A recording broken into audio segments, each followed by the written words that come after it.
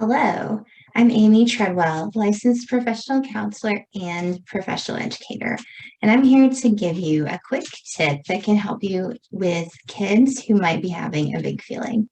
So, whether you're a parent, a teacher, or a mental health professional working with kids, I hope that you'll find this video useful if you have a kid who's feeling overwhelmed, maybe anxious, angry, sad, scared.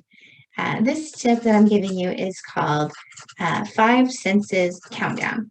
So we're going to use our five senses to help to ground us in the present moment.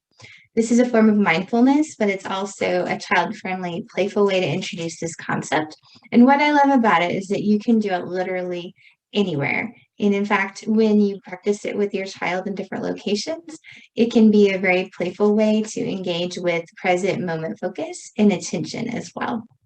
So here is five senses countdown. So first we're going to look for five things we can see in our environment. So I'm going to play along with you today. And so I hope you'll play along with me and look around in your environment, especially since we're in different places. So we should be seeing lots of different things. So I'm going to look around in my environment and see what I can see. And I'm going to call it out, including the color. So for example, I can see a brown leaf in the background of my picture. So you would look and find something in your environment, notice what it is, and say what color it is. So I'm going to guess you already named yours. Excellent. So we would go back and forth and name five things back and forth that we can see. So this is a fun, playful engagement strategy that you can use with your kids, and you can take turns with them. The next thing is going to be four things we can touch. And so again, depending on where you are, you might kind of think about what kind of boundaries you might set about what they can and can't touch. But when I do this in my therapy practice, I have kids, they can touch anything that's on my table. And what they tell me is what they're touching and how does it feel. So we're going to do this one together. See four things we can touch. So I'm going to say right here where I'm standing, I have a washcloth that is kind of a little bit soft, but a little bit scratchy. So that's one thing that I can feel. And the key thing is to just take a moment, actually feel it. Don't just think, oh, it's soft. Touch it, because that's part of the grounding process. So in your environment, what is something that you can touch and how does it feel?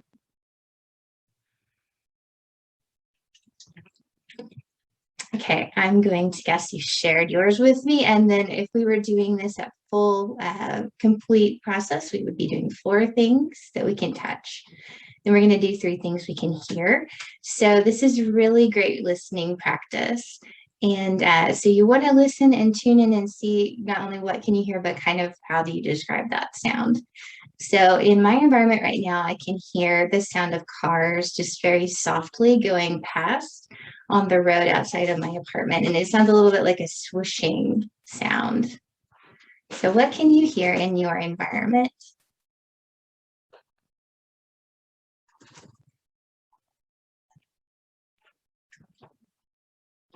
And how would you describe that sound? This particular part of the activity is always a little bit challenging for many people because we have to get really quiet to listen. And sometimes, depending on the environment you're in, it might be so quiet that you can't hear anything or you can't hear three things. So if you can't hear things in your environment, you can always practice listening inward.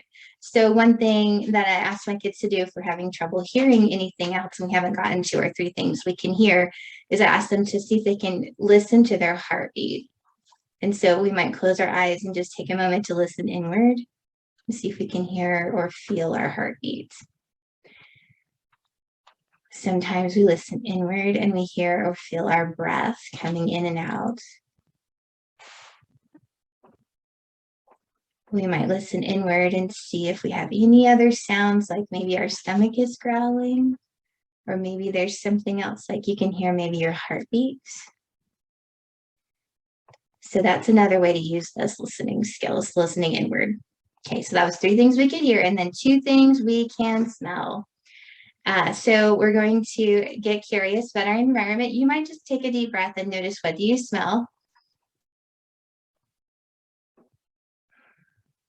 So then you're practicing breathing, kind of sneaking that one in there a little bit with your kiddos.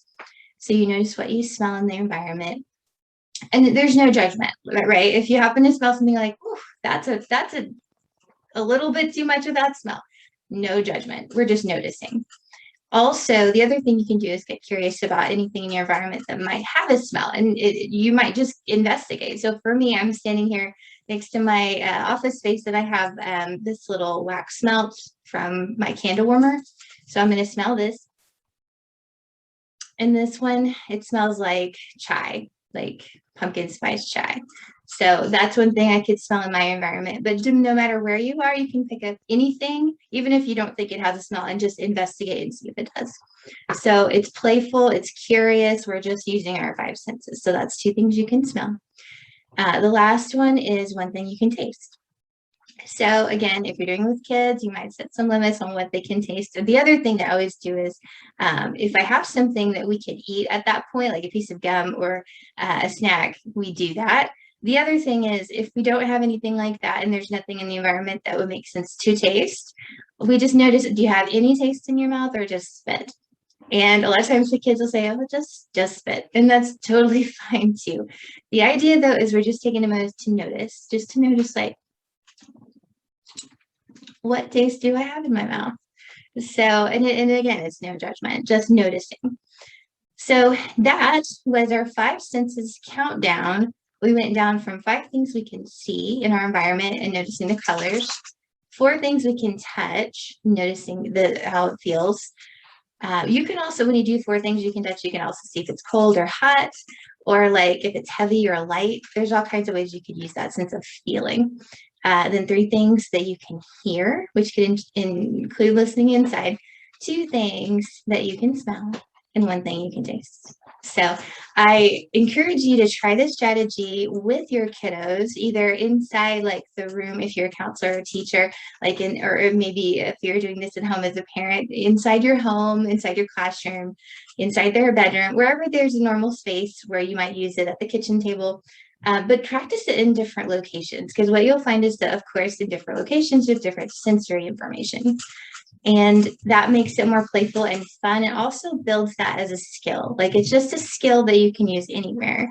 And when you teach your kids that this is portable, that they can use it anywhere, it gives them a lot more tools to take with them when they're going out into the world, and they might experience a moment when they're having a big feeling. So when they're having a big feeling, this is a good way to use some grounding, some sensory grounding, and just help them, help yourself, and help your child to pull out of that intense feeling and just focus on being present in the moment, calms the nervous system, and it helps. I don't know, I'm going to check in and see, how did you feel doing this activity? How did it feel for you personally, like in terms of in your body?